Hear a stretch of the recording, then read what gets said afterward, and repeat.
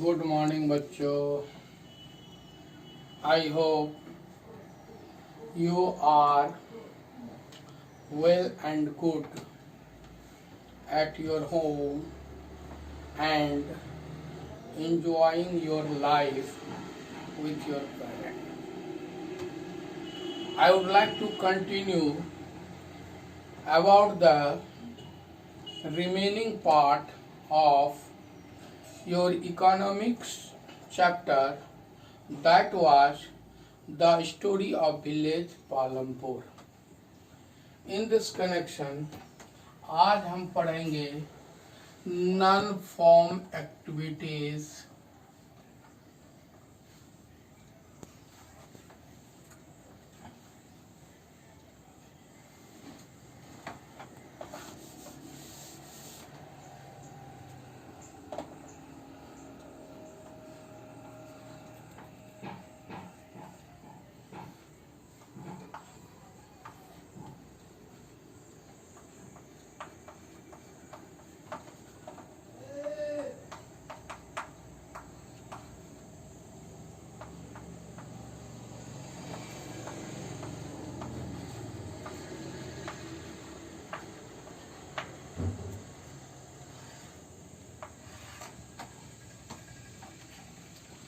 We have to study today non-farm activities in Palampur, यानी agriculture के अलावे पालमपुर में अन्य जो एग्रीकल्चर से रिलेटेड और सस्टेनिंग लाइफ के लिए, जीवन जीने के लिए other occupation, other economic activity जिसकी जरूरत वहाँ थी, तो उसी को हम लोग देखेंगे, उसी को सीखेंगे। तो जैसा कि आप देख रहे हो कि हम लोग क्वेश्चन आंसर के माध्यम से सीख रहे हैं टॉपिक। इसमें क्वेश्चन बनेगा what do you mean by non farm activities, what is the percentage of it in Palampur। नन सबसे पहले सीखेंगे नॉन फार्मिंग एक्टिविटीज क्या है और उसका कितना परसेंट वहाँ वर्किंग पॉपुलेशन में नॉन फार्मिंग एक्टिविटीज में था। तो इसका आंसर लिखेंगे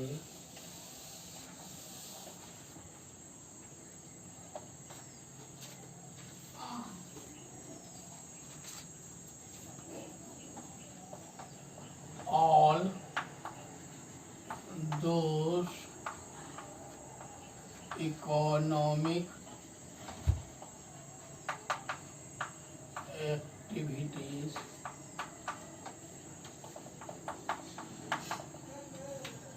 which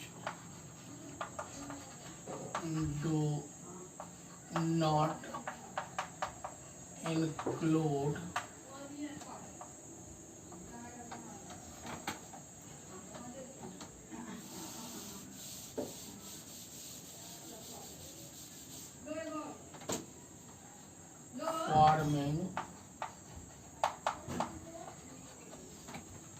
include farming as a source of income, that is manufacturing, trade, transporting,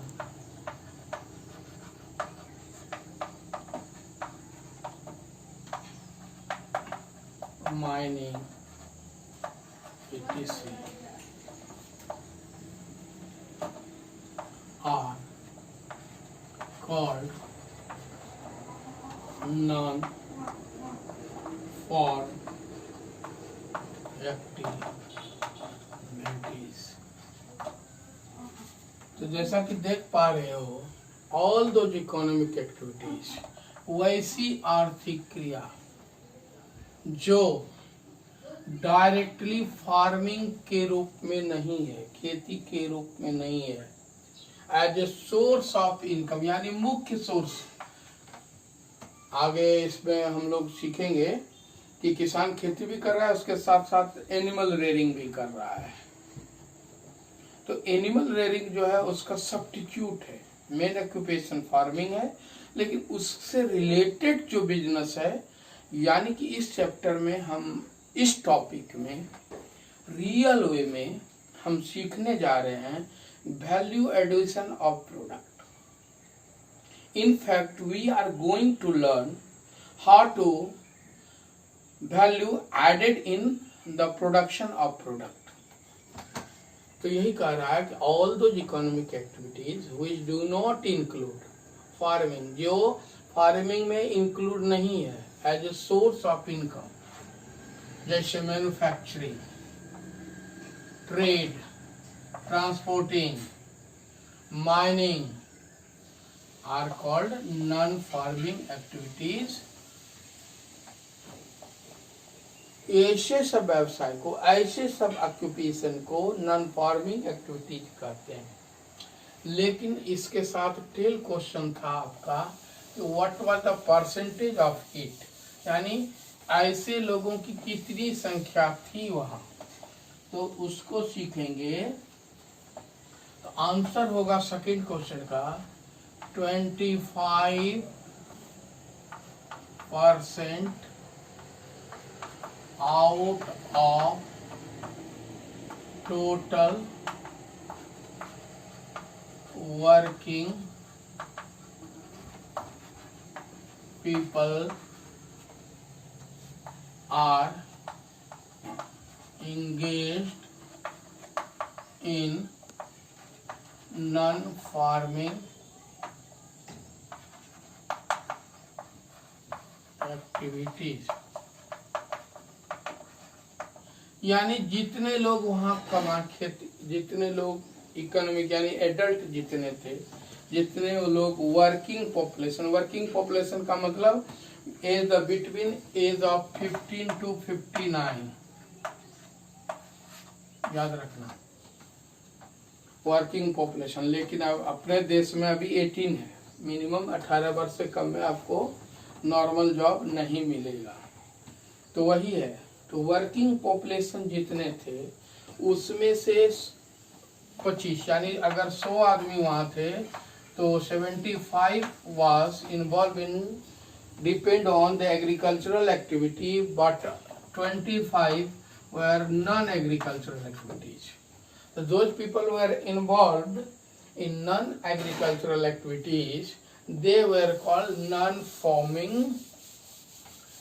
workers or non-farming person.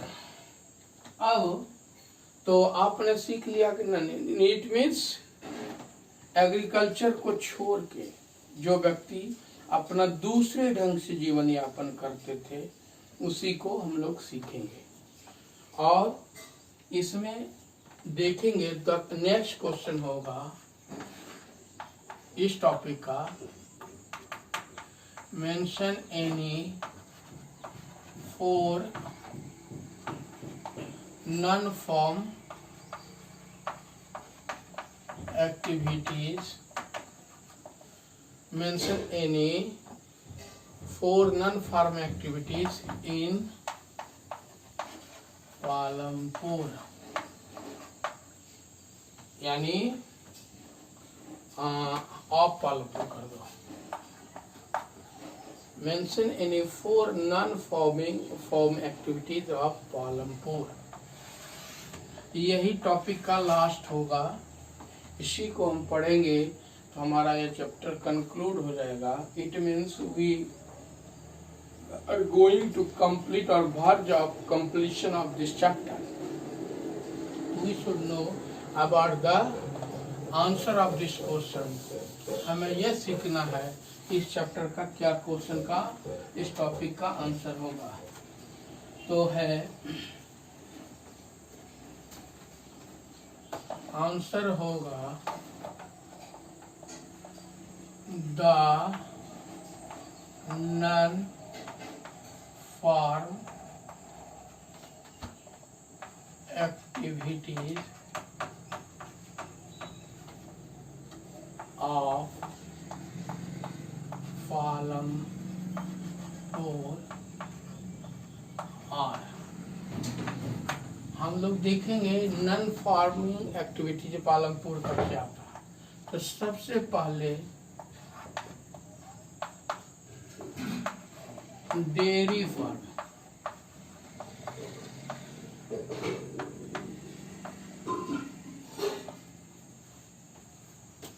dairy farming was one of the important non-farm activities in Palampur because actually मैं पहले बता दिया हूँ कि हमें value का addition पढ़ना है। इसको देख लेते हैं, उसके बाद इसको हम अंडरस्टैंड करेंगे। पीपल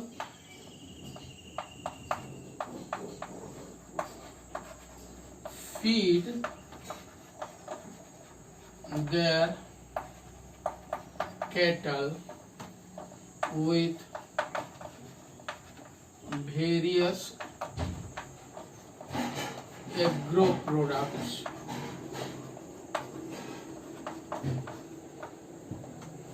यानी खेती का जो रेसिडुअल पार्ट होता था, जैसे आप देखते हो ग्रेन उगाते हैं, गेहूं की खेती करते हैं, तो गेहूं तो ग्रेन हम लोग खाते हैं, लेकिन उसका जो हस्क है वो जानवर को।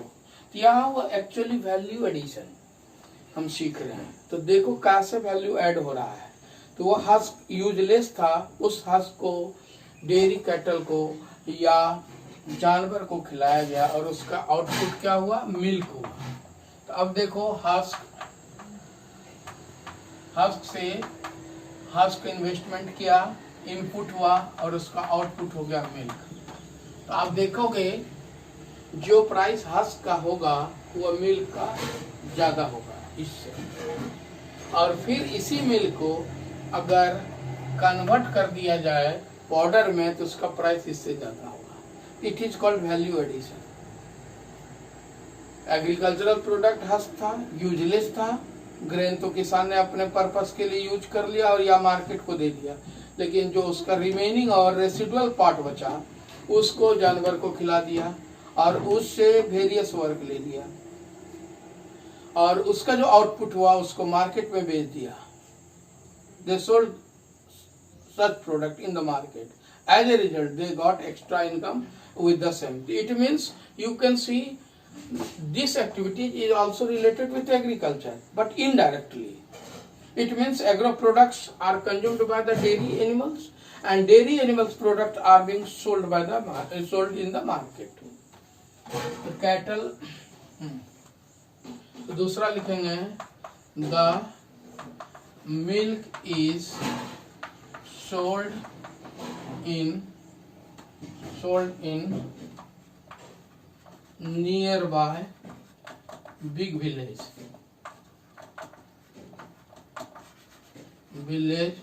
और विलेज। तो अब देखो कैसे वैल्यू एडिशन हुआ। तो milk is a perishable product,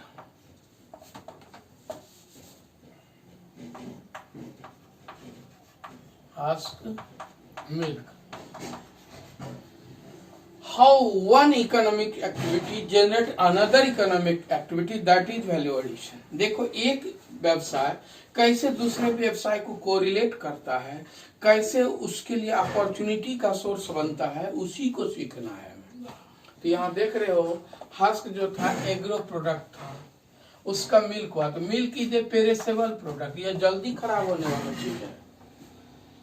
आप देखते हो घर में लाते हो, अगर उसको सही समय पर बॉयल नहीं किए, फ्रिज में नहीं रखे तो वो फट जाता है। पेरिसेबल का मतलब होता है the product which are easily destroy.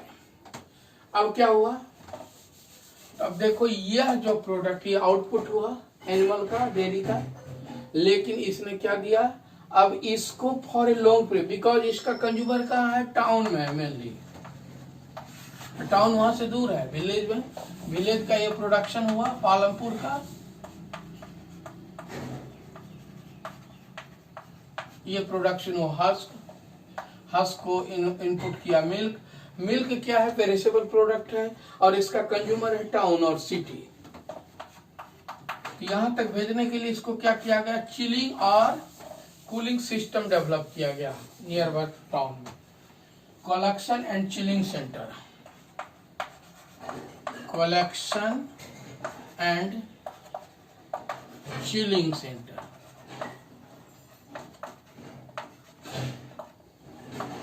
Where set up, क्योंकि एक किसान एक लिमिट रेशियो में प्रोडक्शन दे रहा है, तो कई किसानों का आउटपुट जो मिल्क हुआ वह जो है कलेक्शन सेंटर पर आया, तो जो कलेक्टर है जो मिल्क का कलेक्शन कर रहा है उसको एक इकोनॉमिक एक्टिविटी इन्वॉल्व हो गया। देखो फिर चिलिंग सेंटर से ये चिल होकर पेस्चराइज होकर ये टाउन और सिटी को चला गया। तो यहाँ क्या हुआ, ये आउटपुट हुआ, यहाँ स्टोरिंग हुआ, तो एक पर्सन यहाँ इन्वॉल्व हो गया, और जो इसको सप्लाई दे रहा है वहाँ ट्रांसपोर्ट आगे पढ़ेंगे वह इसको लिंक कर रहा है। In this way we can see it was the one of the important and through transportation it was supplied to the near cities or towns. इसका मतलब functioning of transport depends upon the milk production. Chilling and collection centers economic activity depend upon the milk production, and milk production is based on the agricultural production. So you can see the correlation between the interlinking between these economic activities between each to other. Next economic activity was number 2, small scale manufacturing. Manufacturing का मतलब जो agro product था, whatever agro products were there, it has been transform into another way.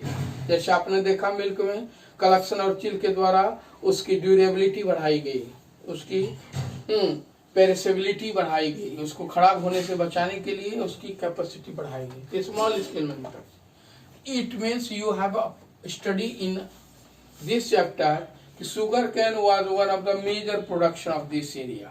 Sugar cane वहाँ का एक बहुत बड़ा product था, एग्रो प्रोडक्ट था। यहाँ देखो sugar cane, it is agro product, agro product हुआ, but it has been crushed. इसको करा तो for crushing there was a need of machine or manufacturing. After crushing, it has been transformed in jaggery, gur. तो another व्यवसाय हो गया, and gur has been or jaggery has been sold in the nearby market or the village shopkeepers counter. So what do you see? It is also clearly shows the interlinking of this. तो हम लोग इसको पढ़ेंगे 50 people were engaged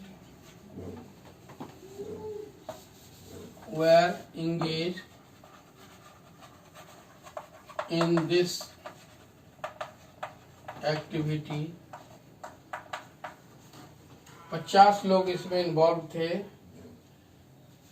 और sugar cane crushing, ये annual product था, sugar cane crushing machine set up by Mishri Lal.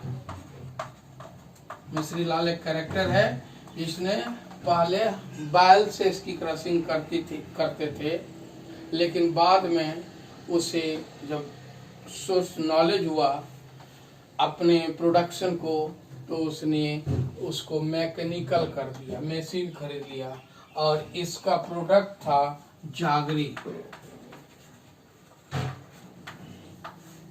ये देखो वैल्यू एडिशन हो गया। फिर once again value added. So what is the price of jaggery? It is more than the product of sugarcane juice.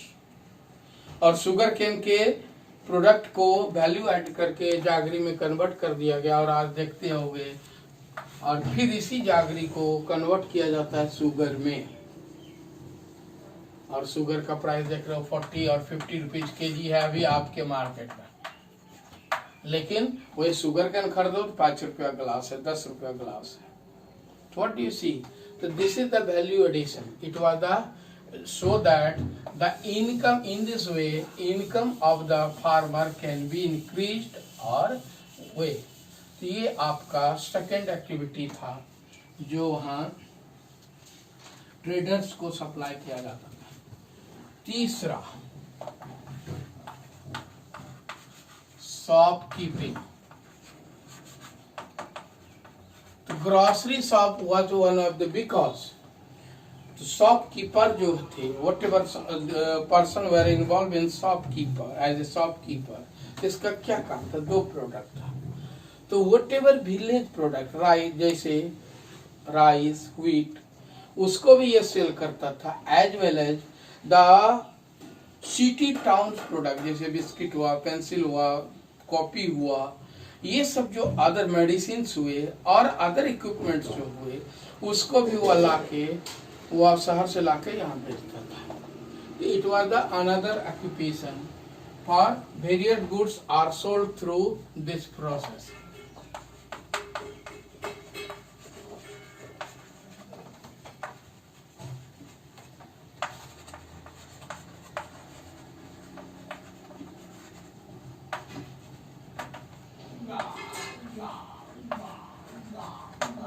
यानी वहां के लोगों का जो डेली नीड था, डेली कंजम्पशन था, उसको यह पूरा करता था।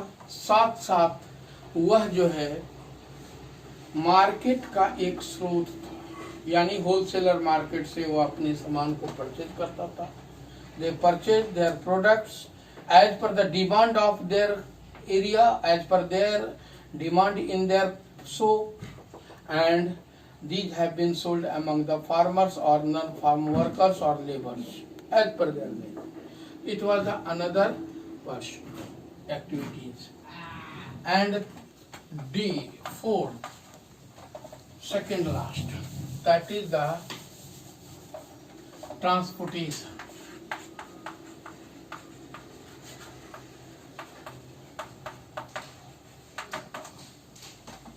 यानी कि आप देख रहे हो shopkeeper purchasing their product from wholesaler, it was possible through transportation. The farmers were selling their product like milk, jaggery and grains in the nearby city or towns through transportation, so that it was most important factor for value addition। यानी value, किसी goods के value को add करने के लिए इसका बहुत बड़ा रोल था। और आप जब गांव ग्रामीण परिवेश में जाओगे तो तुम्हें क्या मिलते हैं ट्रांसपोर्टेशन में, बताओ? तो देखोगे रिक्शा कॉमन है, रिक्शा, तांगा, jeep, tractor, block cart,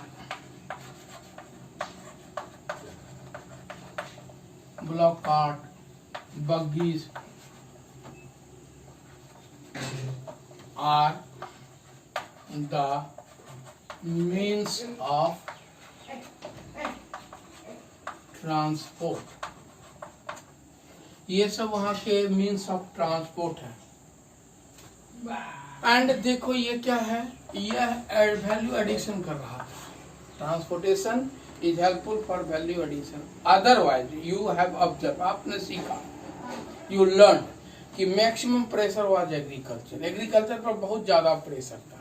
more than 150 families were landless. लगभग 150 फैमिली जो थे वो लैंडलेस थे। तो उसके लिए यह क्या हुआ, इट बिकेम एन अपॉर्चुनिटी। और इसी में इसलिए तुम्हारे ऑथर ने जहाँ इम्पोर्टेंट रखा वहाँ कैरेक्टर का नाम भी दिया है। तो आप देखोगे इसमें एक कैरेक्टर है तुम्हारे बुक में जिसका नाम है किशोरा।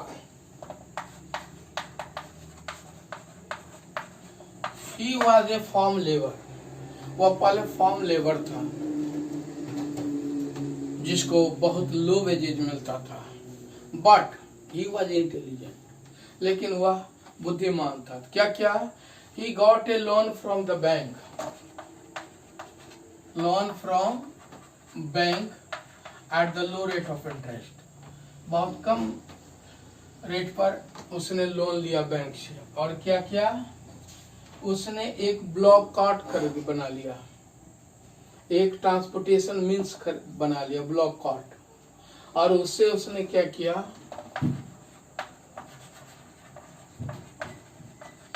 और उसका यूज करने लगा एग्रो प्रोडक्ट को, एग्रो प्रोडक्ट को सिटी और टाउन में जान देने लगा, और सिटी और टाउन के प्रोडक्ट को शॉपकीपर को पहुंचाने लगा। तो देखो इसको दोनों तरफ से प्रॉफिट हो गया। एक इधर से विलेज प्रोडक्ट को ले जाता था शहर में, और उधर से जो शॉपकीपर का डिमांड था, शॉपकीपर का रिक्वायरमेंट था, उसको उधर से उसको लेते आता था, जिसके बदले उसे फेयर मिलते थे, चार्जेस मिलते थे। As a result his position of the Kishora increase gradually. Previously he was a farm labour, पहले वो फार्म लेबर था, लेकिन अब देखो वह क्या कर लिया, ट्रांसपोर्टेशन बिजनेस कर लिया, और जिसके चलते उसका कंडीशन इम्प्रूव हो गया। Because he got an opportunity, the government provided loan, and through loan they have purchased a block cart or ox, and through it they starting business, and between to and fro, दोनों तरफ से to and fro कहते हैं up down, to and fro से उसे business लाभ मिलने लगा, और इस तरह his status increased. You can see value addition का इंपॉर्टेंस, कैसे उसका वैल्यू एडिशन हुआ। तो it was the third last सबका, but not least, I would like to conclude last topic, that is last point, that is the technical center.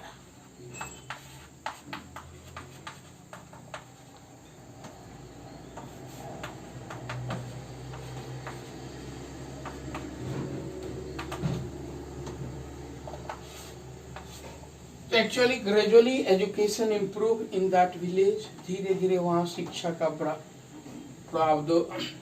प्रभाव बढ़ा, education के importance को लोगों ने समझा। तो क्या हुआ, firstly computer training centre, because you can C computer is the latest demand of the world. तो कंप्यूटर ट्रेनिंग सेंटर सेटअप किए गए, कंप्यूटर सेंटर खोले गए, और कोचिंग और वेरियस जॉब के लिए खोले गए। और तीसरा स्टिचिंग सेंटर, ये टेक्निकल प्रोसेस किए गए। एक्चुअली जब कंप्यूटर में पढ़ोगे तो वहाँ का एक कैरेक्टर है करीम।